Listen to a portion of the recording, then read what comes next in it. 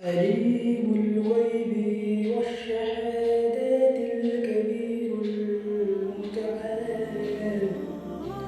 তিনি সকল গোপন ও প্রকাশ্য বিষয় অবগত, মহোত্তম, সর্বোচ্চ মর্যাদাবান। شاء منكم من أشر القول ومن حجر به ومن هو مستخف بالليل وسارب بالنهار।